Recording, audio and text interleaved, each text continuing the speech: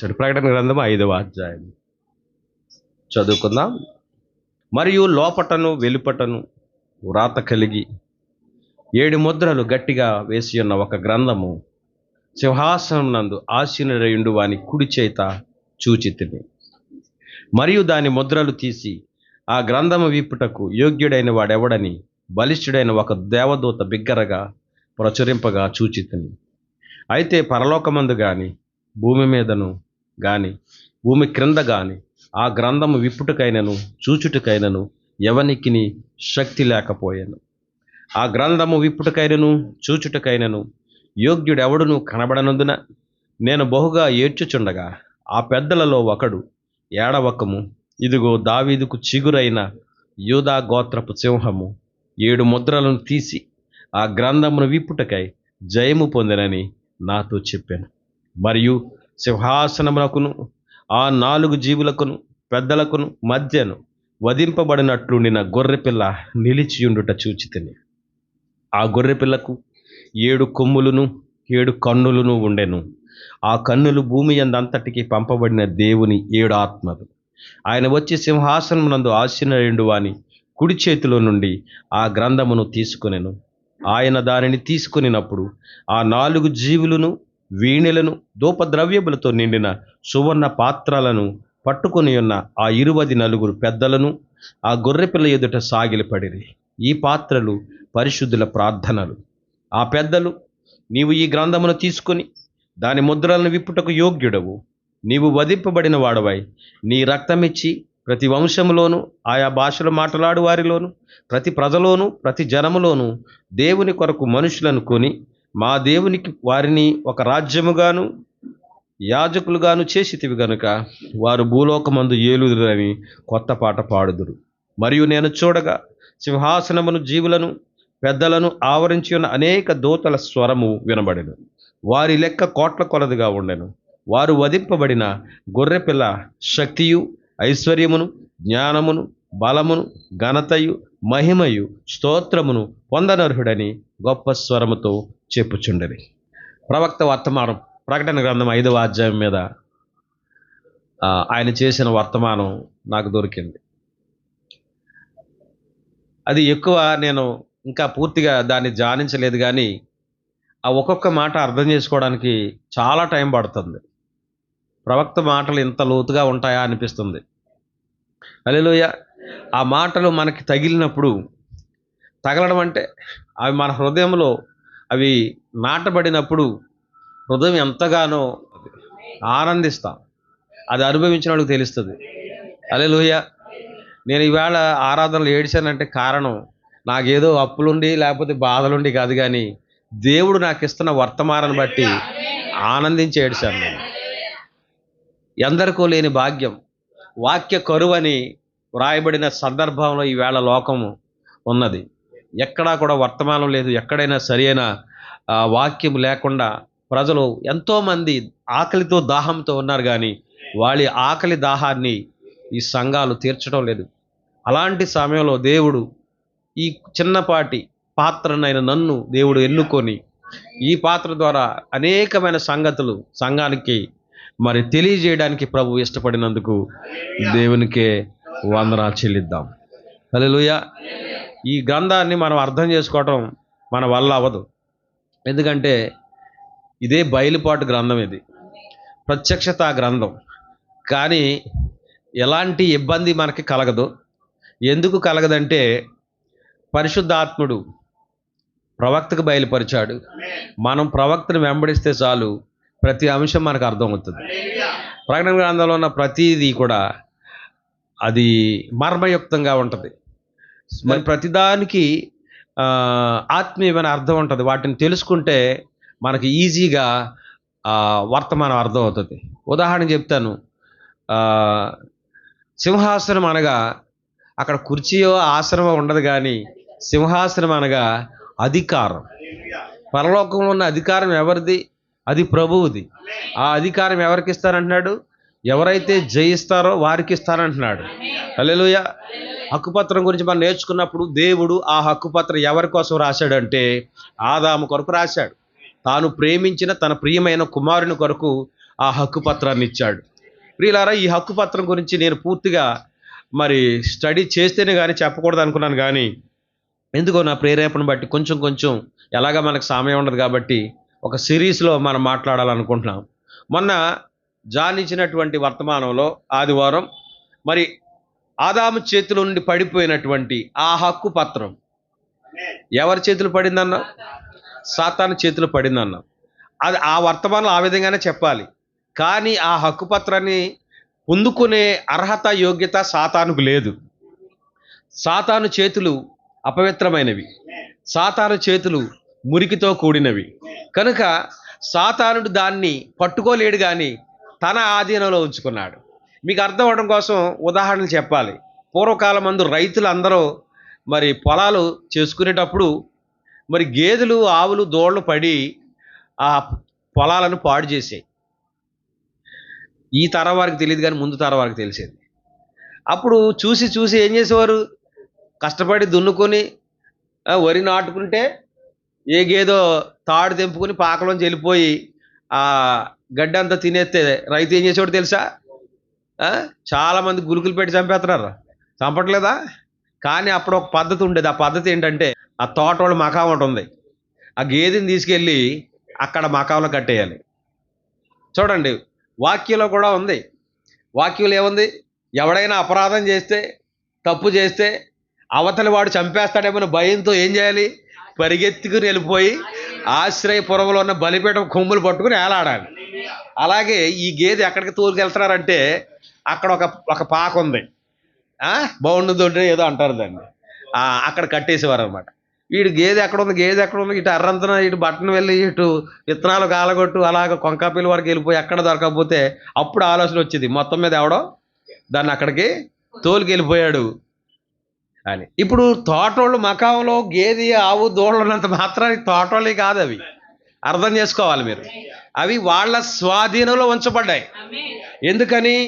ఈ యొక్క పశువు యొక్క యజమాని అజాగ్రత్త వలన, అతని యొక్క బద్ధకం వలన, దాన్ని సరిగా కట్టానా లేదో చూసుకోకపోవడం వల్ల అది ఏమైందంటే, అది మెల్లగా ఎటో వెళ్ళిపోయి ఆ పొరుగు వాని యొక్క పొలాన్ని పాడు చేసినప్పుడు దాన్ని తీసుకువెళ్ళి అక్కడ పొలంలో కట్టివేశారు. అసలైన యజమాని ఒకడు ఉన్నాడు. దాని అసలైన ఒరిజినల్ ఓనర్ ఎవరు? ఆయన ఉదయాన్నే లేచి చూసుకునేసరికి ఆ యొక్క దూడ అక్కడ లేదు. దూడ అంటే ఆస్తి, స్వాస్థ్యము. స్వాస్థ్యం అంటే చాలా రకాలుగా ఉంది. ఇళ్ళు స్వాస్థ్యమే, భవనాలు స్వాస్థ్యమే, భూములు స్వాస్థ్యమే, వాళ్ళకున్న పశువులు స్వాస్థ్యమే, గొర్రెలు స్వాస్థ్యము, సమస్తము స్వాస్థ్యంలోకే వస్తాయి. హల్లెలూయా.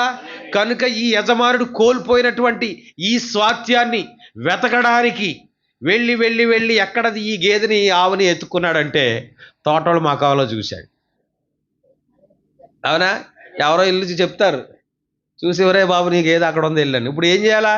నలుగురు పెద్ద మనుషులను తీసుకుని వెళ్ళి అక్కడ కూర్చుని, అయ్యా ఈ గేదె నాదే, కానీ పొరపాటున అది తాడు తెంపుకుని అది బయటికి వెళ్ళిపోయి ఆ పక్కనున్న చేను పాడు చేసింది కాబట్టి దానికి పరిహారం నేను చెల్లించి నా దూడను నేను విడిపించుకుంటాను. ఇప్పుడు ఆ దూడ లేకపోతే ఆ ఎద్దు వారిది కాదు. ఎవరిది?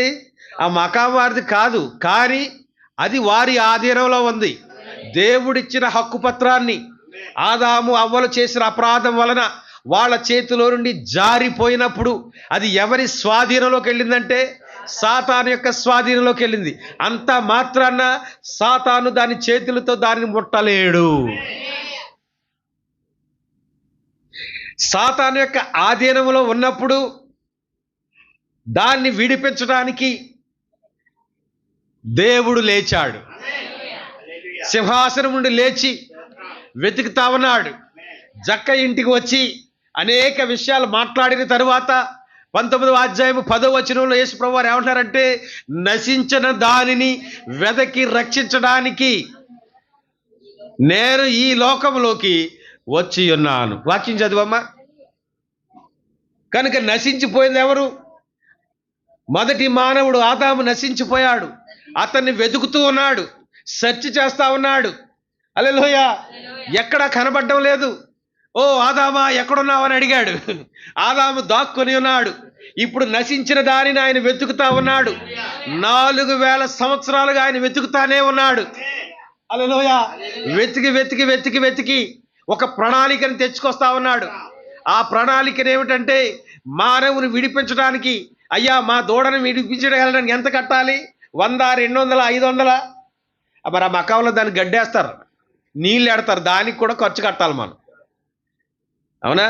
అవి కట్టి రావాలి. ఎందుకంటే మళ్ళీ ఎప్పుడు నీ దూడని పక్కోడి చేతిలోకి వదిలేయకు అని చెప్పి పనిష్మెంట్గా ఆ ఫైన్ వేస్తారు. అర్థమవుతుందా? అలాగే ఆదాము వదులుకున్నటువంటి హక్కుపత్రం ఇప్పుడు ఎవరి స్వాధీనంలోకి వెళ్ళింది? ప్రవక్త అంటున్నాడు, ఇది సాతాను యొక్క ఆధీనంలోకి వెళ్ళిపోయింది. ఇప్పుడు సాతాను యొక్క ఆధీనంలో ఉన్న ఈ హక్కుపత్రాన్ని తిరిగి విడిపించాలంటే, దానిని విడుదల చేయాలి అంటే, ఇదిగో మళ్ళీ ఎవరు రావాలంటే ఒక విమోచకుడు రావాలి. ఆ విమోచకుడు కూడా ఎవరు రావాలంటే మానవునిగా రావాలి. కనుక ఈ మానవునిగా రావలసిన వాడు, ప్రవక్త ఎంతో లోతులోకి వెళ్తా ఉన్నాడు, ఒక బంధువుడకు విమోచకుడు మాత్రమే. ఎవరు విడిపిస్తారో ఆ దూడను, ఆ గేదెను? దారిపోయాడు వెళ్ళి, ఏమండి ఈ గేదె గలడు నాకు తెలుసు, ఈ 500 నేను కడతాను, ఈ గేదెని ఇచ్చేయండి, ఇది ఇచ్చేస్తాడా? ఆ గేదె 500 ఎట్టి ఆడు పట్టుకెళ్ళి ఏ 16,000కి అమ్మేస్తాడు. కనుక నిర్ధారణ కావాలి. కనుక ఆ గేదెను లేకపోతే ఆ దూడను విడిపించాలి అంటే ఖచ్చితమైన యజమాని వచ్చే తీరాలి. హల్లెలూయా. ఒకవేళ యజమాని రాకపోయినా ఒక బంధువుడు రావాలి, ఒక సరైన విమోచకుడు రావాలి. అది కూడా వాక్య ప్రకారమే జరగాలి. లేవియాకాండం 25వ అధ్యాయము 23వ వచనం త్వరగా చదివించమ్మా. భూమిని శాశ్వత విక్రయము చేయకూడదు, ఆ భూమి నాదే, మీరు నా యొద్ద కాపురమున్న పరదేశులు, మీ స్వాస్థ్యమైన ప్రతి పొలము మరలా విడిపింపబడినట్లుగా దానిని అమ్ముకొనవలెను. జాగ్రత్తగా వినాలి. నీ సహోదరుడు బీదవాడై తన స్వాస్థ్యములో కొంత అమ్మిన తరువాత అతనికి సమీప బంధువుడు విడిపించడానికి వచ్చిన ఎడల తన సహోదరుడు అమ్మిన దానిని అతడు విడిపించును. డబ్బులు లేకో అప్పులు పాలైపోయో వచ్చినటువంటి ఈ హక్కును ఏం చేశాడు? ఏం చేశాడు? అమ్మేసుకున్నాడు. ఇక్కడ వాక్యంలో దేవుడు అంటున్నాడు, మీకు నేను స్వాస్థ్యంగా ఇచ్చాను కానీ దాని అసలు వానర్ ఎవరిని? నేనే. భూమిని శాశ్వత విక్రయం చేయకూడదు, ఎందుకంటే ఆ భూమి నాది. హల్లెలూయా. కనుక నా యొద్ద కాపురమున్న మీరు పరదేశులు మాత్రమే, మీ స్వాస్థ్యమైన ప్రతి పొలము మరలా విడిపింపబడినట్లుగా దాని అమ్ముకొనవలెను. మీరు అమ్మేటప్పుడు ఏం చేయాలి తెలుసా? మీ అప్పులను బట్టో మీ అవసరాలను బట్టో దాన్ని అమ్ముకున్నప్పుడు కానీ, ఎవరైనా ఎప్పుడైనా నా వారసులు వచ్చి ఇది మాకు కావాలన్నప్పుడు ఎంతకైతే విక్రయించారో ఆ సొమ్మును వాళ్ళు చెల్లించి, వడ్డీతో సహా చెల్లించి దాన్ని విడిపించినట్లుగా మీరు క్రయమును పొందవలెను. అంతేనా? మనం భూమి కొనుక్కున్నప్పుడు దస్తావేజుల్లో రాస్తారు, ఈ భూమిలో గనులు కానీ ఇంకా ఏం కానీ ఈ రిజిస్ట్రేషన్ సంబంధించిన ఎవరు లేరా ఇక్కడ? విలువైన గనులు కానీ సంపద కానీ అంటే పెట్రోలియం కానీ అలాంటివి కానీ ఏమీ లేవని మిమ్మల్ని నమ్మించి దీన్ని మీకు అమ్మడం జరిగిందని ఆ దస్తావేజులో రాస్తారు. అవునా? మళ్ళీ ఏం రాస్తారు? మా కుటుంబ అవసరాల నిమిత్తం దీన్ని అమ్ముచున్నామంటారు. నువ్వు కుటుంబ అవసరాల నిమిత్తం అమ్మేసి దస్తావేజులు అవతలకి క్రైమ్ ఇచ్చేస్తే నీ మనవడు వచ్చి అవసరమైతే ఆ యొక్క భూమిని స్వాధీనం చేసుకునే హక్కు దేవుడిచ్చాడు ఇక్కడ. అందుకనే రాసేటప్పుడు ఏంటో తెలుసా? ఈ వారసులు ఎవరైనా సరే వచ్చినప్పుడు, అందుకే ఇప్పుడు చట్టం వచ్చిందంటే పిల్లవాడిని కూడా తీసుకెళ్ళి ఆడి చేత ముద్రలు ఏం చేస్తున్నారు. ఎందుకంటే వీడు ఎడిగి పెద్దవాడైనప్పుడు ఈ భూమిని ఆధారం ఎక్కడంటాడు అని చెప్పి. అవునా? వారసులు కూడా వచ్చి సంతకాలు పెట్టిస్తున్నారు ఇప్పుడు. అంటే శాశ్వతంగా క్రయం పొందడానికి మరి చట్టాలు ఇప్పుడు వచ్చాయి. కానీ దేవుడు ఒక వాక్యం ఉంది తెలుసా? మీరు క్రయం చేసేటప్పుడు, అమ్మేటప్పుడు మీరేం చేయాలో తెలుసా? తర్వాత మీ బంధువులు వచ్చి దాన్ని విడిపించుకోవాలంటే దాన్ని అనుభవించాలని వాళ్ళు ఆశించినట్లయితే వాళ్ళు దానికి ఎంత క్రయం కట్టారో లేదా ఎంత దాని సొమ్మును దాన్ని నిర్ణయించారో దానిని కట్టి ఆ యొక్క ఆస్తిని లేకపోతే స్వాస్థ్యాన్ని వాళ్ళు విడిపించాలి. దేవునికి స్తోత్రం. బైబిల్ గ్రంథంలో ఒక అందమైన కథ ఉంది. ఎలాంటి కథ అది? అందమైన కథ. రూతు గ్రంథంలోకి వెళ్దామా? న్యాయాధిపతులు ఏలిన దినములందు దేశంలో కరువు కలుగగా యూదా దేశపు బెత్లెహేము నుండి ఒక మనుషుడు తన భార్యను తన 2 కుమారులను వెంట పెట్టుకొని మోయాబు దేశమున కాపురముండుటకు వెళ్ళెను. ఆ మనుషుని పేరు ఏలీమెలకు. ఏలీమెలకు ఎవరు? నయోమి భర్త. అతని భార్య పేరు నయోమి. అతని 2 కుమారుల పేర్లు మహులోను, కిల్యోను. వారు యూదా బెత్లెహేము వారైన ఎఫ్రాతీయులు. వారు మోయాబు దేశమునకు వెళ్ళి అక్కడ కాపురముండిరి. నయోమి పెరిమిటి అయిన ఏలీమెలకు చనిపోయిన తర్వాత ఆమెయు ఆమె 2 కుమారులను నిలిచియుండిరి. వారు మోయాబు స్త్రీలను పెళ్లి చేసుకునిరి. ఈ యొక్క ఏలీమెలకు పిల్లలు ఎవరిని చేసుకున్నారు? మోయాబీలు చేసుకున్నారు. అన్యుల్లోంచి తెచ్చుకుని వివాహం చేసుకున్నారు. కానీ కాలక్రమంలో ఏమైందంటే ఆ 2 చనిపోయారు. ఏలీమెలకు చనిపోయాడు, అంటే నయోమి భర్త చనిపోయాడు, తన పెద్ద కుమారుడు చనిపోయాడు, తన చిన్న కుమారుడు కూడా చనిపోయాడు. ఇక మిగిలింది 3 స్త్రీలు. నయోమి, తర్వాత తన కోడలు ఓర్ప, చిన్న కోడలు రూతు. ఈ 3 కథాంశము అలా మెల్లగా సాగుతూ ఉండగా తల్లి ఏం చేసిందంటే, తల్లి అత్తగారంటే తల్లితో సమానం. ఈమె ఏం చేసిందంటే ఇజ్రాయెల్ యొక్క ఆచార ప్రకారంగా, సంప్రదాయ ప్రకారంగా భర్త చనిపోతే ఆ భర్త తర్వాత తమ్ముడు ఆ యొక్క వదినను విడిపించాలి. విడిపించడం అనే మాటని మనం కొనసాగిద్దాం. అంటే విడిపించడం అంటే అర్థం ఏంటంటే తన అన్న కొరకు ఆమె ద్వారా బిడ్డలను కనాలి. తమ్ముడు లేకపోతే అత్తగారు బిడ్డను కనే వరకు ఉండాలి. అది ఇశ్రాయేలీయుల పడికట్టు. అర్థమవుతుందా? కానీ మహులోను, కిల్యోను 2 ఉన్నారు. 2కి వివాహాలై 2 చనిపోయారు. ఇప్పుడు 2 స్త్రీలు ఖాళీగా ఉన్నారు. వాళ్ళకి ఇశ్రాయేలు సంప్రదాయ ప్రకారంగా వాళ్ళకు బిడ్డలు కనడానికి అత్తగారు వయసులో లేదు. కనుక ఇప్పుడు అత్తగారు ఒక మంచి డెసిషన్ తీసుకొని వాళ్ళకి చెప్తా ఉంది, అమ్మలారా, మరలా నేను బిడ్డలు కనడానికి నేను వయసులో లేను, నా భర్త కూడా చనిపోయాడు, కనుక నేను మీకు విడుదలిస్తున్నాను. మీరు వెళ్ళి మీకు నచ్చిన వ్యక్తులను వివాహం చేసుకొని మీరు జీవితంలో స్థిరపడి మీ జీవితాలను చక్కగా కొనసాగించడని చెప్పి ఆమె తన కోడళ్లకు అనుమతి ఇచ్చింది. ఎప్పుడైతే అత్తగారు అనుమతి ఇచ్చిందో సంతోషముగా ఆ పెద్ద కోడలు వెళ్ళి అత్తగారిని ముద్దు పెట్టుకొని సంతోషంగా అక్కడి నుంచి వెళ్ళిపోయింది. కానీ 2వ కోడలైన రూతు ఆమె వెళ్ళడానికి ఇష్టపడలేదు. కానీ ఈ పరిస్థితులలో ఈ బిడ్డను విడిచిపెట్టడం ఎలా? ఇలాంటి సందర్భాలు మన జీవితాల్లో కూడా వస్తాయి. మనకు ఆధారం మన యవనస్తులకు చెప్పాను, చాలా కఠినమైన మాట అయినప్పటికీ ఈ క్షణమే మీ తండ్రి చచ్చిపోతే మీ పరిస్థితి ఏంటని అడిగాను. మీరు ఒక మెయింటెనెన్స్లో ఉంటారు, ఒక సరదాలకి, సంతోషాలకి, సుఖాలకి అలవాటు పడిపోయి ఉంటారు. సడన్గా యజమానుడు కాలం చేసినట్లయితే పరిస్థితి ఎలా ఉంటుందో తెలుసా? ఎలా ఉంటుంది? దిక్కుమాలిన పరిస్థితి. అవునా? ఇప్పుడంటే డాడీని అడగకుండా కూడా ఆన్లైన్లో బుక్ చేసేసి వచ్చిన తర్వాత తెచ్చేసుకుంటున్నారు.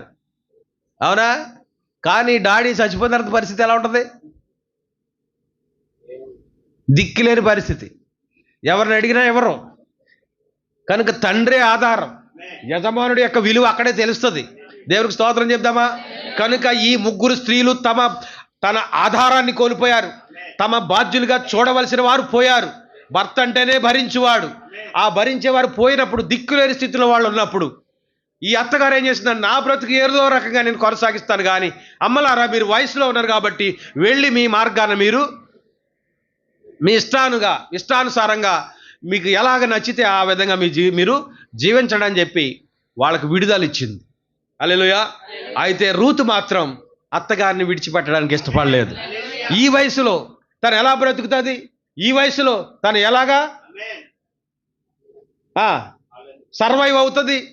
కనుక ఈ సమయంలో ఆ వ్యక్తిని విడిచిపెట్టినట్లయితే నా అంత కఠినరాలు మరొకరు ఉండరు అనుకుని ఆమె తనతోనే ఉండి నీవు 11వ వచనం 2వ అధ్యాయం, నీవు నీ తల్లిదండ్రులను నీ జన్మభూమిని విడిచి ఇంతకు ముందు నీవు ఎరుగని జనమునొద్దకు వచ్చితివి. యెహోవా నీవు చేసిన దానికి ప్రతిఫలం ఇచ్చును. ఇశ్రాయేలీయుల దేవుడని యెహోవా రెక్కల క్రింద సురక్షితంగా ఉండునట్లు నీవు వచ్చితివి. ఆయన నీకు సంపూర్ణమైన బహుమానం ఇచ్చునని ఉత్తరం ఇచ్చాను. ఈ రూతు తీసుకున్న నిర్ణయాన్ని బట్టి ఇస్తా ఉంది. రూతు తీసుకున్న నిర్ణయం ఏమిటి? 16వ వచనం మొదటి అధ్యాయము. అందుకు రూతు, నా వెంబడి రావద్దనియు నన్ను విడిచిపెట్టవద్దనియు నన్ను బ్రతిమాలు కొనవద్దు.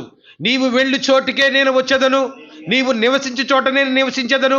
నీ జనమే నా జనము, నీ దేవుడే నా దేవుడు. నీవు మృతి పొందు చోటనే నేను మృతి పొందేదను, అక్కడనే పాతి పెట్టదను. మరణము తప్ప మరి ఏదైనను నిన్ను నన్ను ప్రత్యేకించిన ఎడల యెహోవా నాకు ఎంత కీడైనా చేయునుగాక అనేను. చూసారా రూతు నిర్ణయం? అందుకే చరిత్రలో నిలిచిపడిపోయింది ఆమె, చరిత్రలో రాయబడింది ఆమె పేరు. సాధారణంగా స్త్రీల పేర్లు బైబిల్లో ఉండవు, కానీ రాశారు అంటే వాళ్ళ అమూల్యమైన వ్యక్తులు అనమాట. హల్లెలూయా.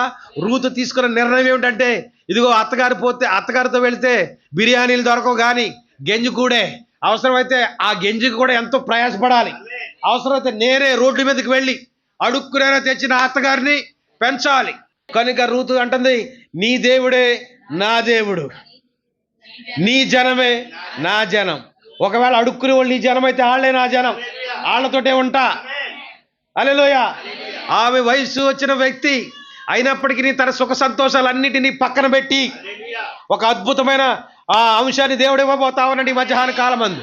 సంగమ శ్రద్ధతో ఆలకించండి. ఆమె తీసుకున్న నిర్ణయాన్ని బట్టి అత్తగారితో వెళ్ళినప్పుడు ఏం ఎదురొస్తాయి? అత్తగారితో వెళ్ళినప్పుడు ఏం ఎదురొస్తాయి? శ్రమలు ఎదురొస్తాయి. వచ్చారు నలుగురు, అమ్మ వచ్చారా, ఇంటికి రాగానే మన ఇరుగు పొరుగు వాళ్ళు వస్తారు కదా, ఓ అమ్మ పాపం, సర్లే ఉండండి మరి ఇక్కడ. వెళ్ళారు కానీ భర్తను పోగొట్టుకున్నావు, కొడుకులు ఇద్దరిని పోగొట్టుకున్నావు, మీకు ఎందుకమ్మా, మేము ఉన్నామని ఏమైనా ధైర్యం చెప్తారండి. కొంతమంది చెప్తారు కానీ మళ్ళీ కనపడరు. సరే 2 రోజులు అందరూ పరామర్శించారు, కొత్తగా వచ్చారు కాబట్టి పక్కన వాళ్ళు ఏదో భోజనం పెట్టారు. ఆ తర్వాత నుంచి పరిస్థితి ఏంటి? వాళ్ళే సంపాదించుకోవాలి. హల్లెలూయా. దేవునికి స్తోత్రం. పక్షిరాజంట తన బిడ్డల కొరకు ఆహారం సంపాదించుకొచ్చి పెడతదంట. ఆహా, మా అమ్మ భలే పెడుతుంది, ఇక్కడ ఈ గూట్లోనే ఉందాం. ఎంత చక్కగా చేస్తుందంట. పక్షిరాజు ఒక గొర్రె పిల్లను చంపి ఆ యొక్క చర్మాన్ని ఒలిచి ఆ యొక్క చర్మం పట్టుకెళ్ళంట గూట్లో పరుపులా చేస్తుందంట. ఆహా, ఇదే బాగుంది అమ్మ, నీతో పాటు మేము బయటికి రాము అని అంటే ఊరుకుంటుంది అనుకుంటున్నారా? ఊరుకోదు. వాటికి తనకు సొంతంగా ఆహారం సంపాదించుకునే వయసు వచ్చినప్పుడు ఒక్క తన్ను తన్నుతుంది. ఆ గూటిలోంచి ఒక్క తన్ను తన్ని తెచ్చుకో, నీ ఆహారం నువ్వే తెచ్చుకో. కానీ మన సంప్రదాయం ఏంటి? మన సంప్రదాయం గురించి నేర్చుకుందామా? సిగ్గుచేటు. 60 సంవత్సరాలు వచ్చిన బాబే పెంచాలి, నీ కొడుకుని బాబే పెంచాలి, నీ కూతురిని బాబే పెంచాలి, నీ మనవడు కూడా బాబే పెంచాలి, మనవడు పుట్టినరోజు కూడా బాబే చేయాలి. మరి నువ్వేం చేస్తావు?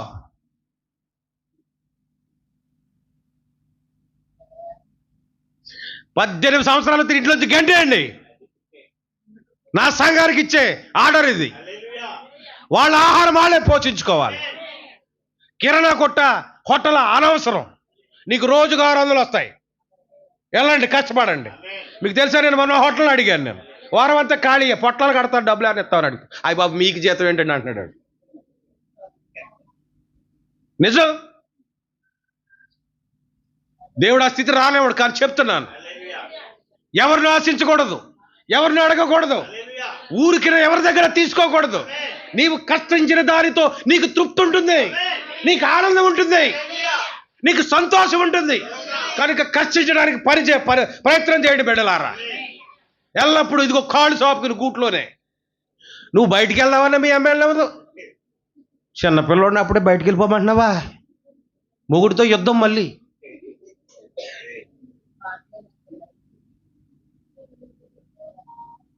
దేవునికి స్తోత్రం. నీకంటే యజమానులు ఉన్నారు కాబట్టి సంపాదించుకొస్తున్నారు.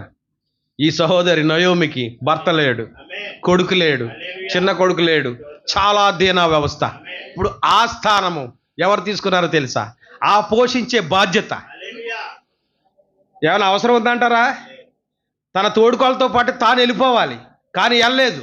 నీ దేవుడే నా దేవుడు, నీ జనమే నా జనము, నీ వెంట రావద్దనియు నన్ను బతిమాలుకోవద్దు. నీ వెళ్ళు చోటుకే నేను వచ్చేదను, నీ ఉండు చోటనే నేనుంటాను, నాకు ఉండడానికి మేడే అక్కర్లేదు. నీవు గుడిసెలో ఉంటే గుడిసెలోనే ఉంటా. దేవునికి స్తోత్ర. అది రూతు యొక్క నిర్ణయం. ఎవరు ఈ రూతు అనుకుంటున్నారు? సంగమా. ప్రవక్త అంటున్నాడు, ఆదామంట బద్ధకస్తుడు అయిపోయాడంట.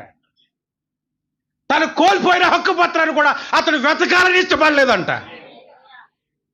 దేవుడు ఎంతో ప్రేమించి తనకు ఒక స్వాస్థ్యాన్ని ఇస్తే ఆ స్వాస్థ్యాన్ని తిరిగి పొందుకునే ప్రయత్నం అతడు చేయలేదు. కానీ అసలైన యజమాని ఊరుకోడు కదా. నా ఆస్తి అన్యుల యొద్ద తాకట్లో ఉండటానికి వీలు లేదు అని చెప్పి ఆయనే దిగివచ్చి ఇప్పుడు ఆ యొక్క స్వాస్థ్యాన్ని, ఆ హక్కు పత్రాన్ని ఆయన స్వాధీనం చేసుకోవడానికి ఆయన దిగి వచ్చాడు. ఎలా దిగి వచ్చాడు? అది విడిపించాలంటే బంధువుడై ఉండాలి. రూతుని పెళ్లి చేసుకోవడానికి ఆ సమాజంలో చాలా మంది ఉన్నారు. లేదు లేదు లేదు, ఆమె ఏం చెప్పిందంటే నీవు బోయేజు పొలంలో మాత్రమే. అంటే నయోమికి తెలుసు తన కోడలికి ఎవడు సమీప బంధువు, ఆమె తెలుసు కనుకనే నీవు బోయేజు చేలో మాత్రమే, నువ్వు పరగ ఏరుకో.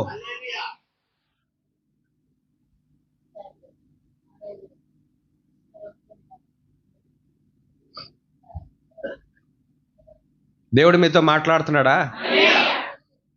ఇప్పుడు ఈ రూత్ ఎక్కడ ఏరుకుంటుంది? పరిగెరుకోవాల్సిన అవసరం ఏంటి?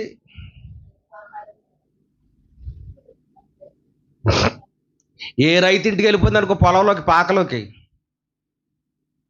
నిన్ను ఉంచుకుంటాను నేను, అప్పుడప్పుడు ఏదో పనికి వచ్చినట్టు రా, పబ్లిక్కి అనుమానం రాకుండా నిన్ను నేను చూసుకుంటాను అన్నాడు అనుకోండి, ఎంత బాగుంటుంది చెప్పండి. కొత్త చీరలు, మళ్ళీ బిర్యానీ ఉండి అందరికి పంచి పెడుతుంది. బిర్యానీ ఎక్కడిదే పిల్ల, భలే ఉండవే అంటారు, కానీ అది వెళ్ళిపోయిన తర్వాత అంటారు. ఏమంటారో మీకు తెలుసు. కానీ రూతు మోపులు తెచ్చుకోవడానికి ఇష్టపడలేదు, కానీ పరిగిలు ఏరుకుంటాను. ఓ యవనస్తుడా, ఒకసారి వచ్చేయాలి నీకు ఉద్యోగం వచ్చేసాక పెంచేస్తాడు అన్న అమ్మ బాబుని. అప్పుడు వరకు ఖాళీగానే ఉంటాడు తప్ప ఏ పని చేయడు. నువ్వు పరిగి ఏరటం నేర్చుకుంటే, నువ్వు పరిగి ఏరడానికి నువ్వు వంగితే 600 500 రోజుకి నువ్వు కూలి అనగా జీతం కొరకు నువ్వు పని చేయగలిగితే దేవుడు నిన్ను చూస్తాడు. నీ కష్టాన్ని చూసి దేవుడు ఏం చేస్తాడో తెలుసా? ఆశీర్వదిస్తాడు. నా బ్రతుకు ఎలా అయిపోయిందో తెలుసా? చాలామంది అనుకుంటున్నారు రెడ్ కార్పెట్ మీద లైఫ్ అనుకుంటున్నారు. కాదు కాదు కాదు, చాలా దీనావస్థలోకి వెళ్ళిపోయాను. నేను గూట్లో ఉన్న పక్షిరాజు పిల్లలాగా ఉన్నాను. నా తండ్రి పెడుతున్నాడు, అప్పులు చేసిన ఆయనే తీరుస్తున్నాడు. ఇంకా నేను బయటికి వెళ్ళి కష్టపడవలసిన పనే ఉంటుంది, ఉద్యోగం చేయవలసిన పనే ఉంటుంది. లాస్ట్కి ఎంత దీనావస్థకు వచ్చేసిందంటే ఎంతకాలం పెంచుతాడు? వ్యాన్ నడుపుకొని కుటుంబాన్ని పోషించాల్సిన పరిస్థితి వచ్చేసింది. వింటున్నారా? అదే పరిగారటం అంటే. వ్యాన్ నడిపితే ఏమన్నా వేలు ఇచ్చేస్తారా? రావులపాలెం ఒక వ్యక్తిని తీసుకెళ్తే 30 రూపాయలు ఇచ్చేవారు. 15 మంది ఎక్కడానికి 2 గంటలు వెయిట్ చేయాలి. అక్కడ 2 గంటలు వెయిట్ చేసి రావులపాలెం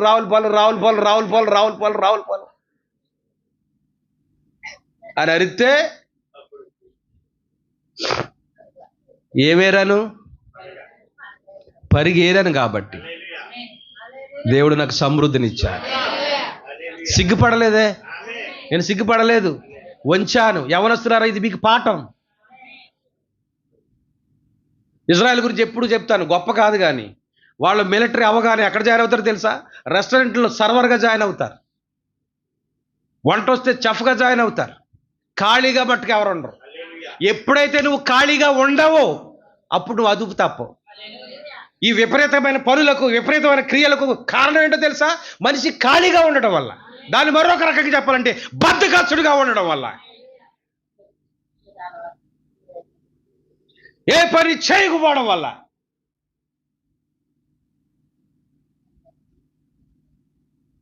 కనుక ప్రయత్నం చేయండి, మీ వంతు ఏది చేతనవుతుందో అది చేయండి. మొన్న బ్యాటరీ కొండకి వెళ్ళాను కారుకి, టైం తీసుకుంటాను అనుకోవద్దు. అక్కడ 2 అమ్మాయిలు పని చేస్తున్నారు కంప్యూటర్లో. అడిగాను వాళ్ళని, నువ్వు ఎక్కడి నుంచి వస్తున్నావు అమ్మాయి? వేమవరం నుంచి వస్తున్నావు. వేమవరం నుంచి వచ్చి ఎదరపిల్ల పని చేస్తున్నా అమ్మాయి. నువ్వు ఎక్కడి నుంచి చేస్తావమ్మా? చల్లపల్లి దగ్గర ఏదో పేట చెప్పింది. అక్కడి నుంచి వచ్చాడు, అక్కడ కంప్యూటర్ ఆపరేట్ చేస్తారు. ఎంత ఇస్తున్నారమ్మా? 15,000 ఇస్తున్నారు. God bless you. వెతికితే దొరికితే, ఇంట్లో కూకుంటే ఆవిడకొచ్చి ఇచ్చేస్తాడు ఉద్యోగం మీకు. నువ్వు చిన్నదో పెద్దదో చేయడానికి ఇష్టపడు, ప్రార్థన చేయి, దేవుడు నిన్ను ఆశీర్వదిస్తాడు. దావీదు ఒక్క రోజులోనే సింహాసనంలో కూర్చోలే. దావీదును దేవుడు అంతకంతకు వర్ధిల్లింపజేయడు, ఎందుకంటే తన నమ్మకాన్ని చూశాడు. ఇది చాలా దూరం వెళ్ళిపోతుంది ఈ అంశం. ఆదాము దేవుడు ఇచ్చినటువంటి ఆ హక్కు పత్రాన్ని అతను వదులుకోవడం వల్ల దేవుడే దిగి వచ్చి తిరిగి సాతాను యొక్క ఆధీనంలో ఉన్నటువంటి ఆ హక్కు పత్రాన్ని విడిపించడానికి ఆయన రక్తమును వెలగా ఇచ్చాడు. ఆయన రక్తమును వెలగా ఇచ్చి సాతాను యొక్క ఆధీనంలో ఉన్న ఆ హక్కు పత్రాన్ని తీసుకుని వెళ్ళి ఆయన చేతిలో సింహాసనం మీద ఉన్నది ఇప్పుడు. హల్లెలూయా. అది విమోచన గ్రంథముగా మారింది. అది ఇప్పుడు మనం పాట పాడాం. హల్లెలూయా. ఆ విమోచన గ్రంథాన్ని విప్పడానికి పరలోకములో కానీ భూమి మీద కానీ ఎవరికి అధికారం లేదంట. ఎవరికి ఉందంటే వధింపబడిన దేవుని గొర్రె పిల్లకు మాత్రమే ఆ హక్కును దేవుడిచ్చాడు. ఆ గొర్రె పిల్ల ఎవరో కాదు కానీ మన ప్రభు అయిన యేసుక్రీస్తు వారు. ఆ సింహాసనాసీనుడై ఉన్న వారి చేతిలో నుండి ఆ పుస్తకాన్ని తీసుకొని ఆయన దిగి వస్తా ఉన్నాడు. హల్లెలూయా. ఈ విమోచన గ్రంథమే ప్రత్యక్షత గ్రంథముగా, విప్పబడిన గ్రంథముగా 63లో ఆయన ప్రవక్తకి ఇచ్చాడు. హల్లెలూయా. మొదటిది టైటిల్ డీడ్ అనగా హక్కు పత్రము. అది ఎలా మారిందంటే విమోచన గ్రంథంగా మారింది. ఆ విమోచన గ్రంథం ఇప్పుడు ప్రత్యక్ష గ్రంథముగా బయలుపరచబడింది. కనుక ఆదాము ఏం చేయాలి? ఇప్పుడు దేవుడు ఆదాముకు స్వాస్థ్యమును ఇచ్చినప్పుడు దాన్ని వదులుకున్నాడు. సంగమా, ఇప్పుడు స్వాస్థ్యము నీకు కావాలంటే దేవుడు ఒక్కసారి నీకు ఇచ్చాడు స్వాస్థ్యాన్ని. నిన్ను పరిశీలిస్తాడు, నిన్ను పరీక్షిస్తాడు. నిజానికి నువ్వు వారసురాలు అయినప్పటికీ, వారసుడు అయినప్పటికీ లోకాసువార్త ఒక కుమారుడు కనబడతాడు. తండ్రి తన కుమారుడిని అమితంగా ప్రేమించాడు. ఆ ప్రేమను ఆధారం చేసుకుని కొడుకెళ్ళి నాకు ఆస్తిలో రావలసిన భాగాన్ని నాకు ఇచ్చేయమన్నాడు. పట్టుకోవాలి ప్రతి సందర్భాన్ని. తండ్రి ఏమన్నా వెనుకాడలేదే. కొడుకు అడిగాడు, కాదనలేదు, ఇచ్చేశాడు. కానీ దాన్ని ఉపయోగించుకున్నాడా? ఉపయోగించుకుంటున్నారా? మీరు ప్రేమించి నా కొడుకు అందరిలాగా బండి మీద తిరగాలి, బండి కొనిస్తే ఏం చేస్తున్నారు? ఎవడ దొడ్లోనే ఉంటుంది అది. దుర్వ్యాపారం. కానీ ఇదిగో తండ్రి అడ్డు పెట్టలేదు. ఆస్తే కదా కావాలి, పట్టుకెళ్ళిపో. ఎంత ప్రేమమైడి తండ్రి. తన ఆస్తిని అంతటినీ కూడా దుర్వ్యాపారం వల్ల పాడు చేసి, తినడానికి ఆహారం లేక, కట్టుకోవడానికి వస్త్రాలు లేక దిగంబరుడైపోయాడు, వస్త్రహీనుడైపోయాడు. చింపురు జుట్టుతో, మురికి శరీరముతో చూడ్డానికి అసహ్యంగా మారిపోయాడు. ఒకప్పుడు ధనవంతుడు. ఆయన ఇంట అనేక మంది పనివారు సమృద్ధి అయిన ఆహారం తింటా ఉంటే ఈ కుమారుడికి మాత్రం తినడానికి మెతుకులే లేవు. ఒకరోజు అనుకున్నాడంట, నా తండ్రి ఇంటిలో కనీసం ఒక పనివాడిగా జీతానికి కుదిరిన నా బతుకు బాగుంటుంది. అక్కడ పనులే బాగున్నారు యజమానుడి కంటే. అంటే స్వేచ్ఛనిచ్చాడు యజమానుడు, స్వేచ్ఛనిచ్చాడు. కానీ ఆ స్వేచ్ఛను వీడేం చేశాడు? దుర్వినియోగం చేశాడు. ఇప్పుడు నా తండ్రికి కుమారునిగా ఉండడానికి నేను యోగ్యుడను కాను అంటే ఒప్పుకుంటున్నాడు, పశ్చాత్తాపడుతున్నాడు. ఆ పశ్చాత్తాపం చూసిన తండ్రి తానే పరిగెత్తుకొని వచ్చి కుమారుని కౌగిలించుకున్నాడు. పనివారిలో ఒకరిగా ఉండాలనుకున్నాడు. కానీ తండ్రి ఏం చేశాడో తెలుసా? తిరిగి అదే స్థానాన్ని ఇచ్చాడు. దేవునికి స్తోత్రం. కనుక మనం కూడా నడువంచి పని చేస్తే బీపీలు రావు, షుగర్లు ఉండవు. అమ్మా, అంతేకాదు కానీ నీ కష్టాన్ని చూసిన దేవుడు నీకు ప్రతిఫలమే కాదు, నిన్ను ఉన్నతంగా ఆశీర్వదించడం మొదలు పెడతాడు. దేవునికి స్తోత్రం కలుగును గాక. మీకు అర్థం కావడానికి మరొక మాట చెప్తాను. ఏలియా గారితో నడిచాడు ఎవరో? ఎలీషా. ఎలీషా కోరిక ఒకటే, ఇదిగో రావురు బాబు ఇక్కడ ఉండిపో అంటున్నాడు, అక్కడ ప్రవక్తల పాఠశాల దగ్గర ఉండిపో అంటున్నాడు. అబ్బే నేను ఉండను, యెహోవా జీవంతోడు నీ జీవంతోడు నన్ను రావద్దని అంటున్నాడా? వీళ్ళిద్దరిని గమనించాలి. ఎవరిని? రూతుని, ఎలీషాని గమనించాలి. మీరు ఎలీషా గురించి నెగిటివ్గా చెప్తున్నాను ఇప్పుడు, అంటే పాఠాన్ని బట్టి.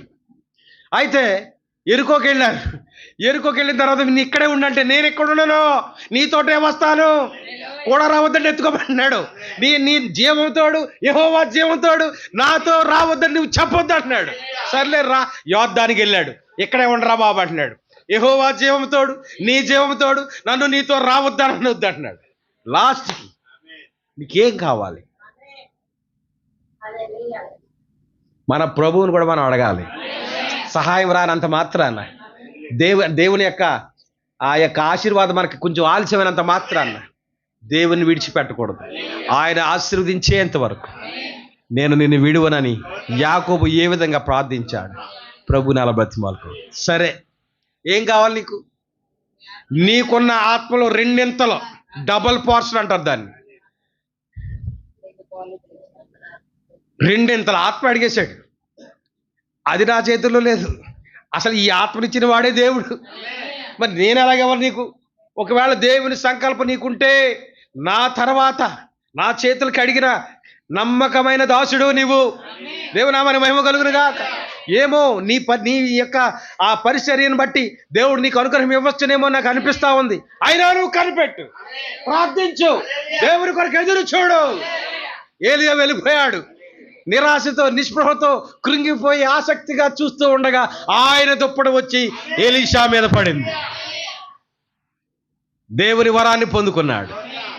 ఇప్పుడు వరం కలిగిన ఎలీషా అంటే బాగుంటుందేమో. ఇప్పుడు ఈ వరాన్ని ఎలా వాడుతున్నాడు చూడండి. కోతికి కొబ్బరికాయ దొరికిందంటారు కదా, తెలుసా? కోతికి కొబ్బరికాయ దొరికితే ఏం చేస్తుంది చెప్పండి? అరే కొబ్బరికాయ అడ్డిపోయింది, దీన్ని రాడుతో కొట్టాలని ఆ కొబ్బరికాయ దీన్నే కొడుతుంది. ఏం చేస్తుంది దానికి తెలియదు. అర్థమవుతుందా? కనుక ఈ కోతి కొబ్బరికాయ దొరికిన వ్యక్తిలాగా ఉన్నాడు ఈయన. ఎవరు? ఎలీషా గారు. బోడోడా ఏమంటారు? బోల్డ్ హెడ్డా, బట్టతల పాటరు అంటున్నారు. బట్టతల అంటే కోపం వచ్చేసింది. ఎంత కోపం వచ్చేసిందంటే ఎంత శపించాడో మీకు తెలుసు. ఇవన్నీ చెప్తే నాకు సమయం అయిపోద్ది. అడవిలోంచి 2 ఆడ ఎలుగుబంట్లు వచ్చి 40 మంది పిల్లలను, ఆ వరాన్ని మంచిగా ఉపయోగించాడు అయ్యగారు. అప్పుడప్పుడు కేఏ బాలు గారు ప్రసంగాలు చెప్తారు చదువు, శపించేస్తాను జాగ్రత్త అంటుంటాడా. అంటే దేవుని వరాన్ని ఏం చేస్తాడంట, నాతో పెట్టుకున్నారంట, ఒకటి గాల్లో కలిసిపోయి నువ్వు కూడా కలిసిపోతావు జాగ్రత్త అంటుంటాడు అప్పుడప్పుడు. దైవజనులారా జాగ్రత్త. దేవుని వరాన్ని మీరు ఏం చేయాలి తెలుసా? దేవుని మహిమ కొరకు వాడాలి. అర్థమవుతుందా? ఇది ఆదాము కొరకు తీసుకెళ్తాను ఇప్పుడు నేను. కనుక దేవుడు నీకు స్వాస్థ్యం ఇవ్వాలని ఆ స్వాస్థ్యం నీ పేరునే రాసేసాడు అక్కడ. వీలునామా, it is called title deed అంటారు దాన్ని. హక్కు పత్రము, అది నీ పేరున రాశాడు. కానీ నువ్వు పోగొట్టుకున్నప్పుడు దేవుడు తిరిగి తన చేతిలోకి తీసుకోవడానికి తన రక్తమునిచ్చి మళ్ళీ ఆయన ఆధీనంలోకి తీసుకున్నాడు. నీవు నమ్మకంగా ఉండటం మొదలు పెడితే అది నీకు ఇస్తాడు. ఎందుకంటే అది నీదే. ఏమో బాప్తిజం పొందావా కదా అని చెప్పేసి పొద్దున్నే నీకు వరం ఇచ్చేసాడు అనుకో, ఇంక నీ పేటలో నీకు ఎవరి శత్రువులు అందరినీ శపించేస్తాడు. అవునా? కనుక ఇప్పుడు మళ్ళా ఎక్కడికి వెళ్దాం అంటే రూతు దగ్గరికి వెళ్దాం. రూతు ఏం చేస్తుందో తెలుసా? పరిగెలేరుతా ఉంది. పరిగంటే తెలుసా? ఈ తరం పిల్లలకి తెలియదులే.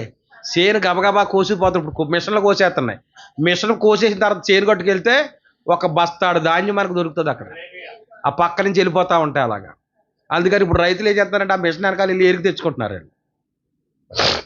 పూర్వం కత్తులతో కోసేవారు కాబట్టి, కొడవలతో కోసేవారు కాబట్టి ఆ పనలో కట్టేటప్పుడు కొన్ని వెన్నులు రాలిపోతే ఈ ఆ కట్టేసి మోపులు ఎత్తుకెళ్ళిపోయిన తర్వాత ఆ చేను ఖాళీగా ఉంటుంది. అప్పుడు పిల్లలు వెళ్ళి ఆ పరగేరుకునేవారు, దాన్ని పరిగ అంటారు. ఎన్నులు, ఖాళీ వెన్నులు ఇంత ఇంత మూటలు తెచ్చుకొని చక్కగా అటుకులు ఆడించుకునేవారు, లేకపోతే పేలాలు వేపుకునేవారు. చాలామంది ఆ ధాన్యాన్ని దుల్లగొట్టుకొని ఉడకబెట్టుకొని తినే పరిస్థితులు కూడా ఉండేవి. హల్లెలూయా. ఇప్పుడు ఈ దీనురాలి పరిస్థితి ఏంటో తెలుసా?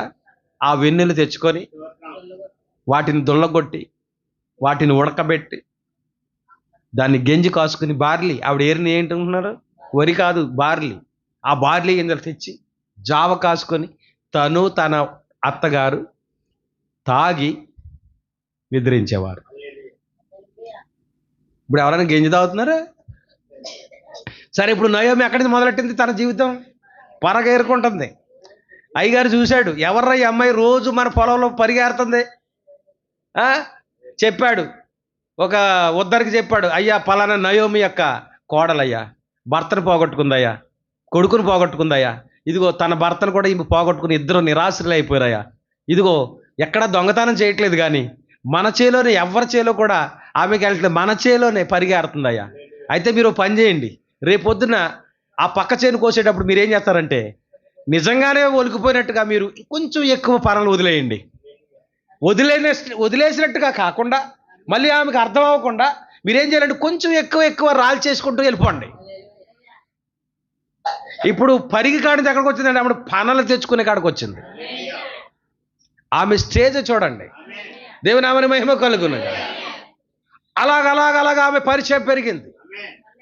తీరా చూస్తే ఈయన ఎవరు అంటే బంధువుడకు విమోచకుడైన, వరుసకి బంధువయ్యాడు. ఈమె జీవితాన్ని విడిపించడానికి ఒక యోగ్యుడు, అర్హుడు, బంధువు బోయజు అయ్యాడు. అత్తగారు చెప్తా ఉంది, నువ్వు ఎక్కడికి వెళ్తావు? రోజు అడుగుతా ఉంది, నేను పలానా ఆయన చేలో కోస్తా ఉన్నాను, అయితే నువ్వు అక్కడే ఉండు, నువ్వు అక్కడికే వెళ్ళు, వాళ్ళ చేలోనే నువ్వు ఏరుకో, సరిపోద్ది. ఆయన చాలా ఆస్తిపరుడు, ఆయన చేలన్నీ పోగేసుకుంటే చాలు, మనం నెల బతికేయచ్చు. దేవునికి స్తోత్రం. నీకు చూడడానికి 600లాగే ఉంటుంది కానీ నువ్వు రోజు పని చేసి చూడు, నువ్వే అప్పిస్తావు.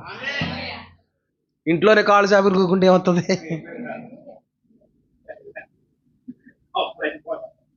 హల్లెలూయా. కనుక దేవునికి స్తోత్రం. ఇది అత్తగారి దీవెన. మళ్ళీ చదువమ్మ 11వ వచనం. నీవు నీ తల్లిదండ్రులను, నీ జన్మభూమిని విడిచి, ఎంత సాక్రిఫైస్ చేసిందో చూడండి, ఎంత వదులుకుందో చూడండి. తల్లిదండ్రులను విడిచి, జన్మభూమిని విడిచి, ఎంతగా ముందు నీవు ఎరుగని జనమునొద్దకు వచ్చితివే. హల్లెలూయా. యెహోవా నీవు చేసిన దానికి ప్రతిఫలం ఇచ్చును. నువ్వు ఏదైతే పోగొట్టుకున్నావో, ఏదైతే వదులుకున్నావో దానికి రెట్టింపు దేవుడు నీకు ఇస్తాడమ్మా. అత్తగారి దీవెన. ఇశ్రాయేలు దేవుడని యెహోవా రెక్కల కింద సురక్షితంగా ఉండినట్లు నీవు వచ్చితివి, ఆయన నీకు సంపూర్ణమైన బహుమానము ఇచ్చును అని ఉత్తరం ఇచ్చాను. దేవునికి స్తోత్రం. ఇంకా ఈ అధ్యాయం అంతా ఇంటికి వెళ్ళి మళ్ళీ చదవండి. ఏ అధ్యాయం వచ్చినా ఆదివారం ఆ సందర్భం ఇంటికి వెళ్ళి చదివితే పరిపూర్ణంగా మీకు అర్థమవుతుంది. అక్కడితో వదిలేసి మూతట్టేయడం కాదు, దాన్ని చదవాలి వెనక ముందు ఏముందో. కనుక ఈ యొక్క స్టోరీ ఎక్కడి వరకు వెళ్ళిపోయిందంటే, కనుక రూతు తన అత్తగారైన నయోమికి అర్థమైంది, అతనే సరి అయిన బంధువుడు, అతనే నా కోడలిని విడిపించడానికి సమర్థుడు. హల్లెలూయా. కనుక ఏమందంటే ఈ రాత్రి అదిగో పోగేసిన ఆ రాసులన్నీ ఎక్కడ తెచ్చారు? కళ్ళంలోకి తీసుకొచ్చారు, కుప్ప వేశారు. దొంగలు ఎత్తుకుపోకుండా, దోచుకుని వారు పట్టుకెళ్ళిపోకుండా, లేకపోతే పంటను తగలబెట్టకుండా మరి కాపాడుకోవడానికి ఆ యజమానుడు అక్కడే పడుకుంటాడు. నీవు వెళ్ళి అతని పాదముల ఎగ్గ పడుకో, అంతే. చూడడానికి వేరేలా కనపడిన ప్రవక్త ఎంతో ఆత్మీయమని అర్థమిస్తా ఉన్నాడు. ఆ యజమాని పాదముల దగ్గర కూర్చుంది, మెల్లగా చిన్న కుక్క పిల్లలాగా పడుకుంది, చలి పెడతా ఉంది. ఆ చలికి అయ్యగారు లేచి చూసేసరికి పక్కన ఒక అమ్మాయి ఉంది. ఎవరా అని చూసేసరికి ఈ అమ్మాయి ఎవరు? రూతు. అయ్యగారికి అర్థమైంది. వెంటనే దుప్పటి కప్పాడు. అమ్మ, నిన్ను విడిపించడానికి ఒక వ్యక్తి ఉన్నాడు. నీ కష్టం నాకు అర్థమైంది, నాకు అందరూ చెప్పారు, పని వారు చెప్పారు నీ పరిస్థితి, కానీ నేను విడిపించగలను. కానీ నేను విడిపించడానికి ముందుగా నిన్ను విడిపించడానికి మరొక వ్యక్తి ఉన్నాడు. అతడు విడిపించనట్లయితే అప్పుడు నేను విడిపిస్తా. 3వ అధ్యాయం 11వ వచనం చదువుతున్నాను. కుమారి, భయపడకము, నీవు చెప్పినదంతా నీకు చేసేదను. నీవు యోగ్యురాలవని నా జనులందరూ ఎరుగుదురు. నేను నిన్ను విడిపింపగలవాడనను మాట వాస్తవమే. అయితే నీకు నాకంటే సమీపమైన బంధువుడు ఒకడున్నాడు. ఈ రాత్రి ఉండుము, ఉదయమున అతడు నీకు బంధువుని ధర్మము జరిపిన ఎడల సరి, అతడు విడిపింపవచ్చును. నీవు బంధువుని ధర్మము జరుపుటకు అతనికి ఇష్టము లేకపోయిన ఎడల యెహోవా జీవముతో నేనే నీకు బంధువుని ధర్మము జరిపెదను. ఉదయం వరకు పండుకొనుమని చెప్పాను. కాబట్టి ఆమె ఉదయం వరకు అతని కాళ్ళ యొద్ద పండుకొని ఒకరినొకడు గుర్తించుపాటి వెలుగు రాకముందే లేచెను. అప్పుడు అతడు ఆ స్త్రీ కాళ్ళమునకు వచ్చిన సంగతి తెలియజేయకూడని చెప్పాను. మరియు అతడు నీవు వేసుకొనిన దుప్పటి తెచ్చి పట్టుకొనుమని చెప్పగా ఆమె దాన్ని పట్టెను.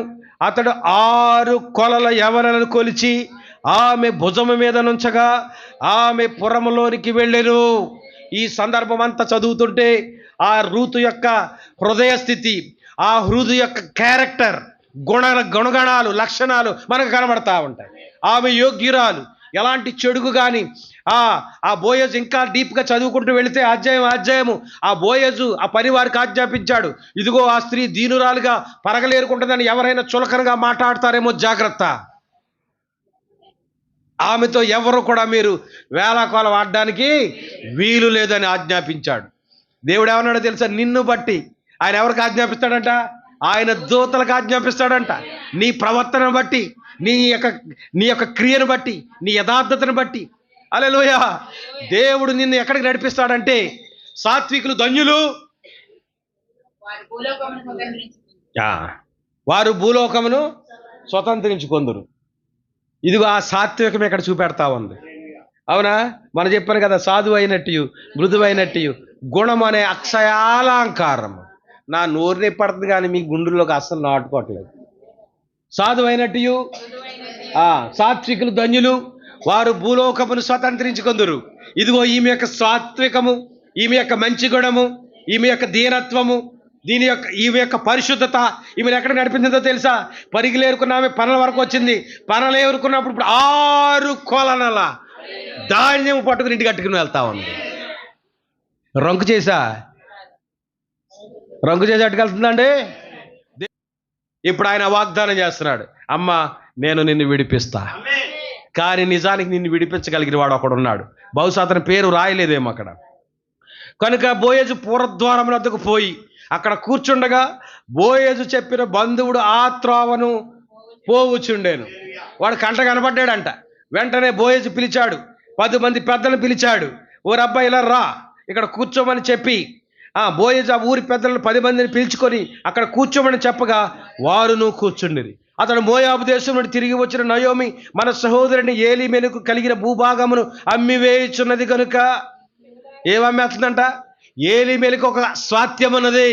మూలవాక్యం మర్చిపోకూడదు మీరు. ఆ స్వాస్థ్యం ఇప్పుడు ఆమె ఏం చేస్తుంది? అమ్మివేయుచున్నది. చదవమ్మా నువ్వు గట్టిగా. మన సహోదరుని ఏలీమెలకును కలిగిన భూభాగం అమ్మివేయుచున్నది కనుక నీవు చెవులారా వినినట్లు నేనొక సంగతి తెలియజేయాలనుకుంటున్నాను. ఈ పురనివాసుల ఎదుటను, నా జనుల ఎదుటను, పెద్దల ఎదుటను ఈ భూమిని సంపాదించుకొనుము. ఏమనగా దానిని విడిపించుటకు నీవు ఒప్పుకొనిన ఎడల విడిపింపము, దాన్ని విడిపింపనొల్లని ఎడల అది స్పష్టముగా నాతో చెప్పు. నీవుగాక దాన్ని విడిపింపవలసిన బంధువుడు ఎవడును లేడు, నీ తర్వాత వాడును నేనే అని బంధువునితో చెప్పాను. అందుకు అతడు నేను విడిపించదా అనేను. బోయజు నీవు నయోమి చేతి నుండి ఆ పొలమును సంపాదించు దినమున చనిపోయిన వాని పేరట అతని స్వాస్థ్యమును స్థిరపరచునట్లు చనిపోయిన వాని భార్య అయిన రూతు అను మోయాబీయుల యొద్ద నుండి నీవు దానిని సంపాదించవలెనని చెప్పగా. ఇక్కడ లింక్ ఎట్టాడు. పొలవంట్లోకి ముందుకు వచ్చాడు అయ్యారు. ఏలిమెలికి ఆస్తి స్వాస్థ్యం ఉంది, దాన్ని విడిపించగలిగిన వాడు నువ్వే. దానికి ఎంత వేల ఉంటుందో తెలియదు. అది కట్టేసి విడిపించుకోవాలంటే పొలం ఉందా? 10,000 ఉంటుంది మా అయితే. 10,000 ఇట్టిన పేరం చేంజ్ చేసుకుంటే ఇప్పుడు 1 కోటి రూపాయలు అంటే ఎకరం. అమ్మేసుకొచ్చానే ముందుకు వచ్చేసాడు అయ్య గారు. కానీ ఆయన పెట్టిన ఇంకేంటి? ఆ పొలం ఎవరిది? రూతుది. ఆ పొలంతో పాటు నువ్వు ఎవరు విడిపించాలి? ఆ పొలం నీకు ఎప్పుడు చెందుతుంది అంటే నీవు రూతుని విడిపించినప్పుడే. అనేసరికి మనోడు ఆశలన్నీ భంగం అయిపోయాయి, అడి ఆశలు అయిపోయాయి. ఆ బంధువుడు, నేను దానిని విడిపించుకొనలేను, నా స్వాస్థ్యమును పోగొట్టుకుందునేమో, నేను దాన్ని విడిపించలేను గనుక నీవే నాకు ప్రతిగా బంధువుని ధర్మము జరిగించుమని చెప్పాను. ఇప్పుడు అతడు స్వయంగా తన నోటితో చెప్తున్నాడు, ఆమెను నేను విడిపించను, ఆస్తి అయితే తీసుకుంటాను కానీ ఆమెను పోషించే బాధ్యత నేను. ఇలా లేరా? ఆస్తి ఇచ్చే వరకు చాలా జాగ్రత్తగా మేగుతారు. అమ్మ, నేనే నిన్ను పెంచుతానే, నేనే నిన్ను చూస్తానే. అవునా? అంతా రాసిన తర్వాత అనాథాశ్రమంలోకి దోసేస్తారు అంతే. 10,000 కడుతున్నాను మాటలేంటి, వాళ్ళు అన్ని రకాలుగా చూసుకుంటారు నిన్ను అని చెప్పి అనే కుటుంబాలు ఉన్నాయి ఈవేళ. కనుక పెంచాలంటే ఎవడు పెంచుతాడండి? ఏమండే, ఏ దిక్కు లేని పెంచాలంటే ఎవరు పెంచుతారు? ఇప్పుడు చాలా జాగ్రత్తగా ఆలోచించండి. మూటలో ముళ్ళు, మనం చెప్పారు కదా, ఆ తల్లి చెంగిలిప్పి పరుపులెత్తి తలగళ్ళెత్తి అట్టుకొచ్చి ఇడిపించేసుకుంది బండి. ఇప్పుడు ఆ స్త్రీ కనుక వృద్ధాప్యంలోకి వస్తే ఆడు చూస్తాడా? చూస్తాడని నాకు నమ్మకం ఉందని బాబాయ్ అని చేతులు ఎత్తండి. మీ పిల్లలు మిమ్మల్ని చూస్తారని గ్యారంటీ ఇవ్వండి నాకు. దేవుని సన్నిధిలో మీకు గ్యారంటీ ఇవ్వండి నాకు. అయ్యో బాబోయ్, ఆడికి అక్కర్లేకపోయినా సరే పుట్టినరోజులు, ఆడికి మంచి చెడ్డ తెలియని వయసులోనే పుట్టినరోజులు. ఎంత పుట్టినరోజులు? డీజేలు ఎట్టేసి, బుడగలు ఎట్టేసి, ఫ్లెక్స్లు ఎట్టేసి, టెంట్లు వేసేసి, బిర్యానీలు వండేసి, బేకలు తెచ్చేసి. ఇడు అడిగాడా? నీ గొప్ప కోసం చేస్తున్నావు, కానీ నువ్వు మంచం ఎక్కిన తర్వాత డీజేలు వాయిస్తారు.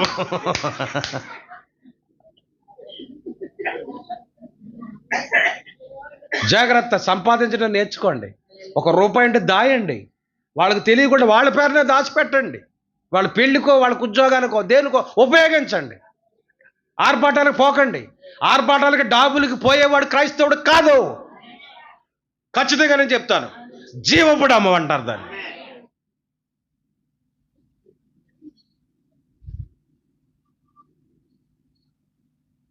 అప్పుడప్పుడు మరి దేవుడే వేస్తున్నాడు సొరకలు, నేను ఇట్లా వేయట్లేదు. నేను వాక్యంలోనే వద్దాం అనుకుంటున్నాను కానీ మధ్య మధ్యలో మీకు సొరకలు వేపిస్తున్నాడు దేవుడు. కనుక ఇప్పుడు ఈవిని విడిపించేవారు ఎవరు? రైట్ వచ్చింది ఇప్పుడు, ఈయనకి హక్కు వచ్చింది. ఇప్పుడు ధైర్యంగా అయితే నువ్వు విడిపించవు కాబట్టి రా, చెప్పు పట్టుకొచ్చి ఎక్కడెట్టాలి? ఒకడు తన చెప్పు తీసి తన పొరుగు వానికి ఇచ్చుటయే ఈ పని ఇశ్రాయేలులో ప్రమాణముగా ఎంచబడును. ప్రమాణం, అప్పు ఒట్టే. ఇక నువ్వు మళ్ళీ నాకు హక్కు ఉంది, నాకు వాటా ఉందని వస్తావేమో, కనుక నువ్వు ఇక్కడ నాకు పెద్దల సమక్షంలో నువ్వు ఒట్టేయి. ఆ ఒట్టి ఎలాగంటే ఆడు చెప్పు తీసి ఇవ్వాలన్నమాట. అదే రుజువు. దేవునికి స్తోత్రం. దీనికి చాలా ఆత్మీయ అర్థాలు ఉన్నాయి, తర్వాత చెప్పుకుందాం. బోయజు ఏలీమెలకు కలిగిన యావత్తును, కిల్యోనుకును మహ్లోనుకు కలిగిన యావత్తును నయోమి చేతి నుండి సంపాదించుతునని నేనెందుకు మీరు ఈ దినమున సాక్షులై ఉన్నారు. మరియు చనిపోయిన వారి పేరట అతని స్వాస్థ్యమును స్థిరపరచినట్లును, చనిపోయిన వారి పేరు అతని సహోదరుల నుండి అతని స్థలం యొక్క ద్వారము నుండి కొట్టివేయబడక ఉండునట్లు నేను మహలోను భార్య అయిన రూతును మోయాబీయురాలిని సంపాదించుకొని పెళ్లి చేసుకొనుచున్నాను. సంగమా, ఈ మధ్యాహ్నకాలం మీరు పట్టుకోవాల్సింది ఒకటే. ఎక్కడి నుంచి ఎక్కడికి వెళ్ళింది ఆమె జీవితం? పరిగ నుండి ధనవంతునికి భార్య అయిపోయింది. ఇందులో ఎక్కడైనా స్వార్థం కనపడుతుందా? ఆమె కష్టపడి ఆ స్థానాన్ని సంపాదించుకుంది. ఆమె దీనత్వం, ఆమె మంచితనము, ఆమె సాత్వికము, ఆ యొక్క పనివారు బోయజు దగ్గర పొగడలేదంటారా?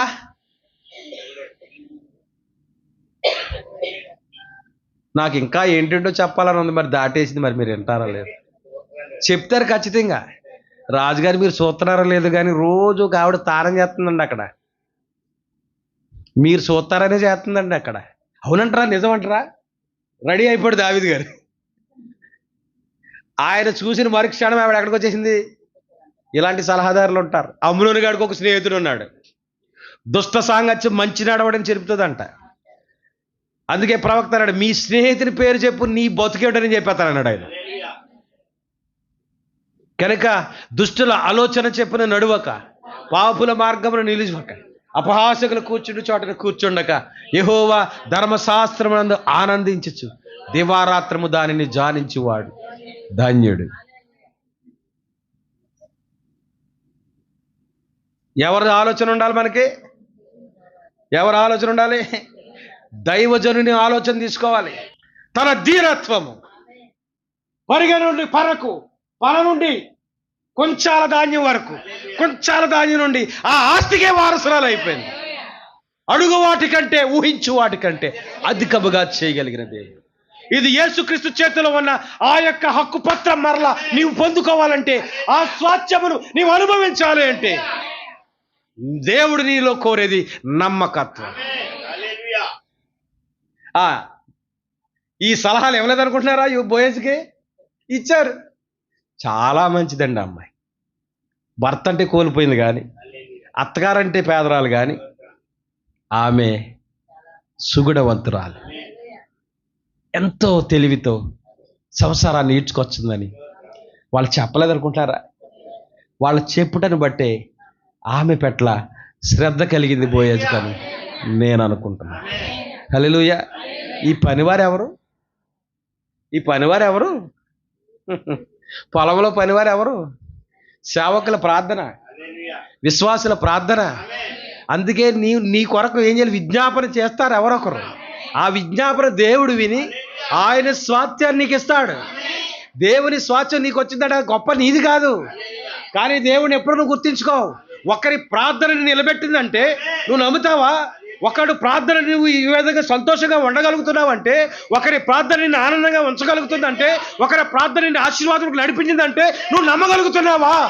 ఖచ్చితంగా నీ ఆశీర్వాదం వేదిక ఒకని ప్రార్థన ఉన్నదని నేను ఖచ్చితంగా చెప్తాను. బోయేజు యొక్క పనివారు బోయేజుకు మంచి సాక్ష్యం తీసుకొచ్చారు రూతుని గురించి. హల్లెలూయా. ఆమెను విడిపించాలని ఒక శ్రద్ధ కలిగి తానే స్వయంగా వెళ్ళి, అంత ధనవంతుడు ఆ ఊరి చివరికి వెళ్ళవలసిన పని లేదు, ఆ వీధి మొగలకు వెళ్ళవలసిన పని లేదు. ఆ సింహాసనం మీద ఉన్న మన ప్రభువైన యేసుక్రీస్తు వారు ఆయన ఈ పాపభూయిష్టమైన లోకములోకి రావాల్సిన పనే లేదు. కానీ రూతు కోసం ఆ ఊరు మొగలకు వెళ్ళాడు. తాగుబోతుల మధ్యకు, హేళన చేసే వాళ్ళ మధ్యకు, ఎటకారం చేసే వాళ్ళ మధ్యకు, హాస్యుల మధ్యకు, దుష్టుల మధ్యకు ఆయన వెళ్ళి ఆయన హృదయంలో ఉన్న సంకల్పం ఒక్కటి, రూతును విడిపించాలి. దేవునామానికి మహిమ కలుగు. మన ప్రభు అయిన యేసుక్రీస్తు వారు మనల్ని ప్రేమించి మన గురించి వచ్చిన మంచి సాక్ష్యం నిమిత్తం ఎంతమంది లేరు ఈ లోకంలో ధనవంతులు, ఎంతమంది లేరు ఈ లోకంలో మంచి పేరు ప్రఖ్యాతులు కలిగిన వాళ్ళు. వాళ్ళకి లేని భాగ్యం నీకెందుకు వచ్చిందో తెలుసా? నీ రక్షణ కొరకు నీ భర్త ప్రార్థించి ఉండొచ్చు. భర్తలు ఎక్కడ చేస్తున్నారులేండి. నీ రక్షణ కొరకు నీ భార్య ప్రార్థించి ఉండొచ్చు. ఈ పనికత్తే నీ గురించి ఒక మంచి సాక్ష్యం ఇచ్చింది. ఆడు తాగుతాడనే కానీ మనసంతా మంచిదే బాబయ్య, ఆడు బాబు మార్చు బాబయ్య అని ప్రార్థన చేసింది. నీ భార్య ప్రార్థన బట్టి, నీ సంఘం ప్రార్థన బట్టి, నీ స్నేహితుల విజ్ఞాపన బట్టి దేవుడు నీకు స్వాస్థ్యాన్ని సిద్ధపరిచుంచాడు. ఆ స్వాస్థ్యాన్ని పొందుకోవడానికి ఇష్టపడుతున్నావా? అయితే ఆ స్వాస్థ్యం అంత త్వరగా ఆయన ఇవ్వడం, మెల్లమెల్లగా ఇస్తా. నీ నమ్మకత్వాన్ని చూసి, నీ నెమ్మదిని చూసి, నీ మర్యాదను చూసి, నీ గౌరవాన్ని చూసి.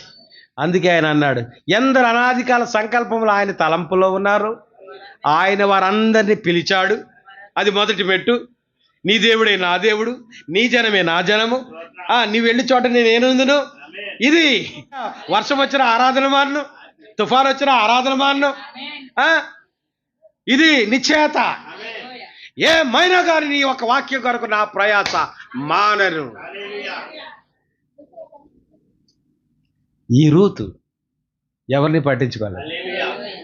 ఆమె వంగుంటే ఏం చూస్తుందో తెలుసా? పరిగి తప్ప ఇంకేమీ చూడదు. ఆ పరిగి ఏంటనుకుంటున్నారా? దేవుని యొక్క వాక్యం. ఈ రూతు ఎవరు అనుకుంటున్నారా? దేవుని యొక్క సంఘము. సంఘమా, నువ్వు చూడవలసినది వాక్యాన్ని. నువ్వు మెల్లమెల్లగా వాక్యాన్ని అర్థం చేసుకోవడానికి నువ్వు ఇష్టపడితే దేవుడు నీకు వర్తమానం ఇస్తాడు. నువ్వు మెల్లమెల్లగా వాక్యాన్ని అర్థం చేసుకోవడానికి నువ్వు ఇష్టపడితే దేవుడు సమృద్ధి అయిన ఆహారం ఇస్తాడు, లోతైన సంగతులు ఇస్తాడు. దేవునికి స్తోత్రం. కనుక నీ నావను లోతుగా నడిపించమంటున్నాడు. ఆ విధంగా నీవు విశ్వాసంలో లోతుగా వెళ్ళే కొలది దేవుని స్వాస్థ్యానికి నిన్ను వారసులు చేస్తాడు. అర్థమవుతుందా? కనుక స్వాస్థ్యాన్ని పొందుకోవాలి. చివరిగా ఒక మాట చదువుకుని ముగించుకుందాం.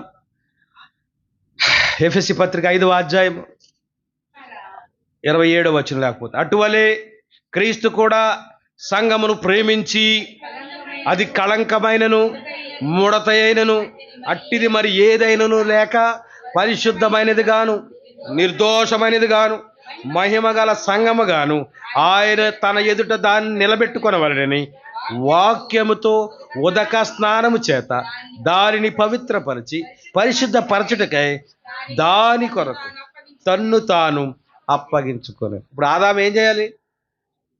ఆదాము ఏం చేయాలా? దేవుని కుమారుడు ఏం చేయాలా? ఇదిగో వాక్యముతో స్నానం చేయాలి. ఏం చేయాలా? వాక్యముతో స్నానం చేయాలి. ప్రవక్త చాలా లోతుకెళ్ళాడు. బట్టలు ఉతుకుతారు కదా అందరూ, అవును బట్టలు ఉతుకుతారు కదా. మేము ఉతికిన బట్ట తెల్లగా రాదేటంటే నాని గారు, మీరు ఉతికితేనే తెల్లగా ఎందుకు వస్తుందో ఒకసారి చెప్పండి. చెప్పండి, నిజం చెప్పండి. మేము ఎంతసేపు ఉతుకున్నా తెల్లగా రాదు. మీరు ఉతికితే తెల్లగా ఎందుకు వస్తుంది? ఏదో వాడుతున్నారు, బ్లీచ్ వాడుతున్నారు, క్లోరెక్స్ వాడుతున్నారు. ఈ పెద్ద పెద్ద హోటల్లో, స్టార్ హోటల్లో ఏం చేస్తారు తెలుసా? బెడ్షీట్లు అన్నీ ఏం వాడతారు? వైట్ క్లాతే వాడతారు. ఆడు రూపు ఖాళీ చేసే ఆ బెడ్షీట్ ఎలా ఉంటుందో తెలుసా? ఆడు ఎల్లకెల్లగా తొంగుని పిజ్జా ఆర్డర్ ఇస్తాడు. ఇంకా లెగడాడు. ఆ పరుపు మీద పడుకుంటే లెగబుద్ధి అయింది కూడాను. దాన్ని నోటితో చింపుకొని దాని మీద అయితే సగం పరుపు మీద పడుతుంది. టమాటా మరక, ఇంకా ఏం పడతాయి? ఏ చికెన్ తెచ్చుకున్నాడు అనుకోండి, బిర్యానీ తెచ్చుకున్నాడు అనుకోండి, అసలు తాగేసి ఉంటారు కదా. ఇంకా హోటల్ తీసుకున్నాడంటే ఇంక ఎన్నైనా చేస్తారు అక్కడ. ఆ యొక్క నూనెకి డాగులు అయిపోతాయి. ఇంకా ఏదైనా అమ్మాయిని తెచ్చుకుంటే ఆ డాగులు కూడా అయిపోతాయి. ఇప్పుడు ఎప్పుడైతే రూమ్ ఖాళీ చేశారో ఈ హోటల్ యజమానులు ఈ బట్టలన్నీ ఏం చేస్తారో తెలుసా? ఒక వాషింగ్ మిషన్లో వేస్తారు. కనుక ఆ వాషింగ్ మిషన్ ఇప్పుడు అన్నీ ఆటోమేటిక్ వాషింగ్ మిషన్లు వచ్చాయి. ప్రతి ఒక్క చోట ఒక్కొక్క అర్ర ఉంటుంది. నూనె మరకలు అయితే ఇది, ఇంకు మరకలు అయితే ఇది, ఇంకో మరక అయితే ఇది, ఇంకో మరక అయితే అన్నీ వేసి రెడీగా ఉంచాలి. ఈ వస్త్రానికి ఉన్న మరకను బట్టి ఆ మిషనే దాన్ని గ్రహించి ఆ యొక్క క్లోరెక్స్ను, ఆ యాసిడ్ను, ఆ బ్లీచ్ను తీసుకొని అదే శుభ్రం చేసి అదే ఉతికి అదే పిండి అదే బయటకు ఇచ్చేస్తుంది. నువ్వు ఎన్ని మరకలతో ఆ వస్త్రాన్ని అందులేసినా కానీ ఎలా వస్తుందో తెలుసా? తెల్లగా వస్తుంది. మరలా మరొకరు వచ్చేసరికి దాన్ని వాడడానికి దాన్ని ఆ మంచం మీద వేస్తారు. ఏంటి క్లోరక్స్ అనుకుంటున్నారా? మన ప్రభువైన యేసుక్రీస్తు యొక్క రక్తం. రండి, యెషయా గ్రంథంలో అంటున్నాడు. నాకు సమయం ఉంటే రాత్రి అంతా చెప్తాను వాక్యం. రండి మన వివాదము తీర్చుకుందాం. దేవునికి మనిషికి వివాదం ఉందంట. నీ మీద నేరం మోపవలసి ఉన్నది. జంగా రవి గారి ఇంటి మీద చెప్పాను. చంటిబాబు గారిని గుర్తుందో లేదో మరి. నా జనులు 2 నేరములు చేసి ఉన్నారు. హల్లెలూయా. రండి మన వివాదం తీర్చుకుందాం. మీ పాపములు ఎర్రనివైనను, ఎలాగా? ఎలాంటి ఎరుపు? కెంపు వలె ఎర్రనివైనను, అవి హిమము వలె తెల్లని వగును. ఎలా మారిపోతాయి తెలుసా? ఇదిగో ఆయన రక్తమే ఒక క్లోరక్స్గా ఉంది. అందుకే వాక్యం ఉంది యోహాను పత్రిక, మనము మన పాపములను ఒప్పుకొని ఎడల ఆయన నమ్మదగిన వాడును నీతిమంతుడు కనుక ఆయన మనలను సమస్త దుర్నీతి నుండి మనల్ని ఏం చేస్తాడంట? పవిత్రులుగా చేయి. సమస్త దుర్నీతి నుండి మనల్ని విడిపించి పవిత్రులుగా చేయి. కనుక మన పాపం అనే మరక, మన అవిధేయత అనే డాగు, వీటన్నిటినీ కూడా కడిగేది, పవిత్రపరిచేది యేసుక్రీస్తు యొక్క రక్తం. హల్లెలూయా. ఒక్కసారి డాగ్ అయితే ఇంక మళ్ళీ అవదంటారా? అవుతుందే. బాప్తిజం పొందిన తర్వాత నుంచి మళ్ళీ ఇంకేం డాగులు అంటుకోలేదా మీకు? మరి ఇప్పుడు ఏం కడుగుతాయి? ఇంకొక అర ఉంది అక్కడ. ఇదిగో వాక్యం. వాక్యమను ఉదక స్నానం అన్నాడు. ఏమన్నాడు అక్కడ? వాక్యమను. చదువు మళ్ళీ, మూసేసావు. వాక్యముతో ఉదక స్నానం. ఉదక స్నానం అంటే ఎలా ఉంటుంది చెప్పండి? ఉదకం అంటే నీరు. వాక్యంతో నువ్వేం చేయాలా? ఉదక స్నానం చేయాలా. వాక్యమనే నీటితో స్నానం చేస్తున్నారా? బుధవారం ఏం చెప్తున్నారు? వాక్యం చెప్తున్నారా? పిట్టకథలు చెప్తున్నారా? మరి బుధవారం ఎంతమంది ఎందుకు రారు? శనివారం ఏం చెప్తున్నారు? వాక్యమైనా చెప్తుంటా. మరి శనివారం ఎందుకు రారు? అంటే ఆదివారం చెప్తున్నారా వాక్యం? దినదినము నువ్వు వాక్యం చేత ఏం చేయాలో తెలుసా? ఇక్కడ ఇవ్వబడే వాక్యం నిన్ను శుద్ధి చేస్తుంది, నిన్ను సరి చేస్తుంది. కళంకమైనను, ఎఫెసీ పత్రిక 5వ అధ్యాయంలోకి వెళ్ళిపోతే, కళంకమైనను, ముడతైనను, అట్టిది మరి ఏదైనను లేక పరిశుద్ధమైనది గాను నిర్దోషమైనది గాను మహిమ గల సంఘం. అందుకే ఆయన పిలిచిన వారిని నీతిమంతులుగా తీరుస్తాడంట, నీతిమంతులుగా తీర్చిన వారిని మహిమపరుస్తాడంట. మహిమపరచడం అంటే కిరీటం పెడతాడు. ఈ తప్పిపోయిన కుమారుని తండ్రి ఏం పెట్టాడు? కొత్త వస్త్రాలు ఇచ్చాడు, పాదరక్షలు ఇచ్చాడు, రింగ్ ఇచ్చాడు, కిరీటం పెట్టాడు, ఆయన పోగొట్టుకున్న స్థానాన్ని మళ్ళీ ఇచ్చాడు. హల్లెలూయా. అది దేవుని యొక్క ప్రణాళిక. టైటిల్ డీడ్ అంటారు దీన్ని. టైటిల్ డీడ్ అంటే ఏంటో తెలుసా? హక్కుపత్రం. ఏం టైటిల్ డీడ్ అండి? ఏం టైటిల్ డీడ్ అన్నారు దీన్ని? ప్రవక్త స్వరం మీకు వినిపించాలని నేను ఇష్టపడుతున్నాను. ఎంతమంది వింటారు ప్రవక్త స్వరాన్ని వినడానికి? హల్లెలూయా. ఆ భాగ్యం మీకు ఉందో లేదో తెలియదు, మరి ఇంటర్నెట్ సహకరిస్తే మీరు విందరు. కానీ ఇక్కడ ఏమంటున్నాడంటే, సాతాన్ అంట ఫోర్ఫైడ్ అంటున్నాడు. ఫోర్ఫైడ్ అంటే ఏంటో తెలుసా? ఆదాము తాకట్టు పెట్టాడంట. జార విడుచుకున్నాను కానీ దానికంటే కఠినమైన మాట ఏంటో తెలుసా? తాకట్టు పెట్టాడంట. దేవునికి స్తోత్రం. హల్లెలూయా.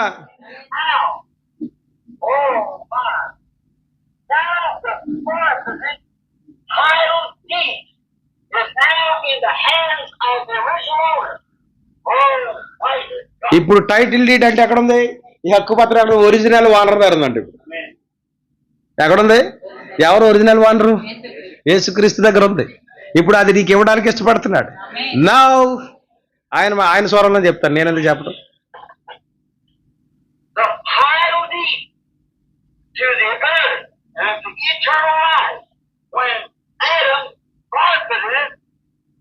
ఆదాము దాన్ని తాకట్టు పెట్టినప్పుడు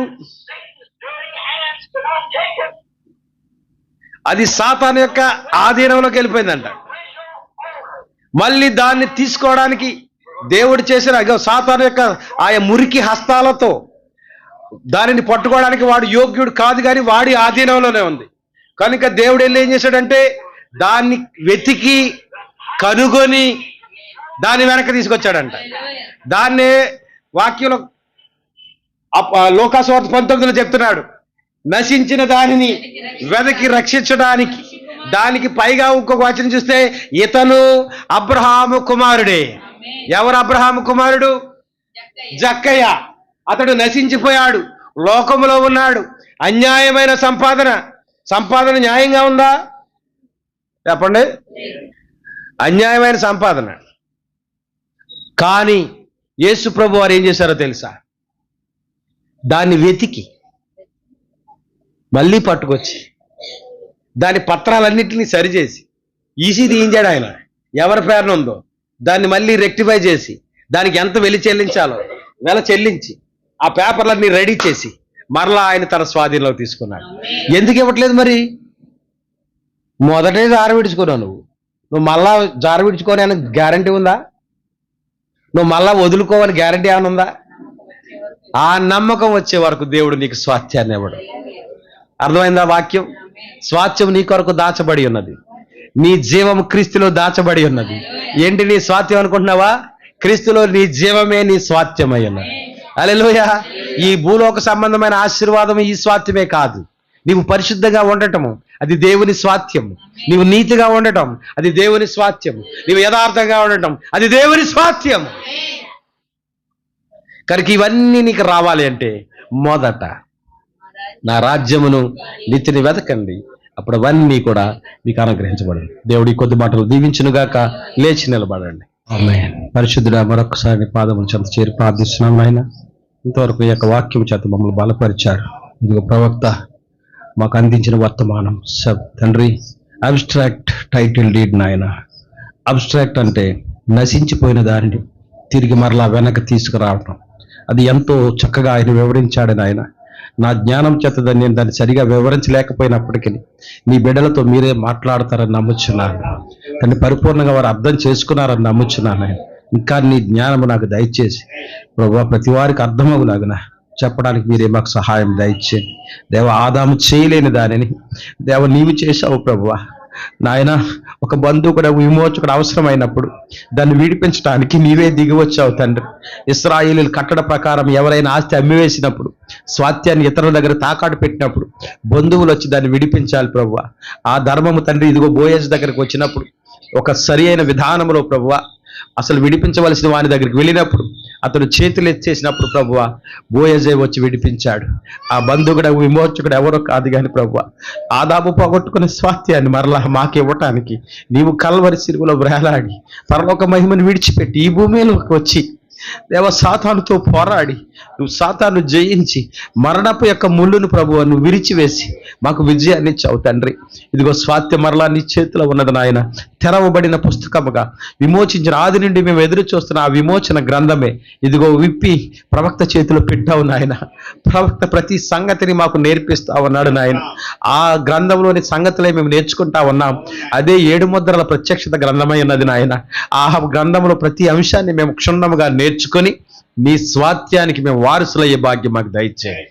అదే మేము కోరుకుంటున్నాం నాయన. అట్టి ధన్యతా భాగ్యమును సంఘమునకు మీరు దయచేయండి. చేసిన పరిచయం దీవించి ఆశీర్వదించి ఈ స్వరం ఎంతమంది విన్నారు అందరి హృదయాల్లో మీరు కార్యము జరిగించండి. రక్షణ లేని వారికి రక్షణ, మారు మనసు లేని వారికి మారు మనసు, పశ్చాత్తాపము కలిగించి దేవా నీ వైపు తిరిగిన ప్రతి వారికి మీరు నేర్పించండి. ఇక్కడ చేరిన సంఘాన్ని ప్రత్యేక రీతిలో మీరు ఆశీర్వదించి క్షేమంగా ఇంటికి పంపించమని, తిరిగి నీ రాక ఆలస్యమైతే మరొకసారి ఈ విధంగా కూడుకుని నేను మహింపరిచే భాగ్యం మాకు దయచేస్తారని యేసు పరిశుద్ధ నామమున ప్రార్థించుచున్నాము తండ్రి. ఆమేన్. God bless you all.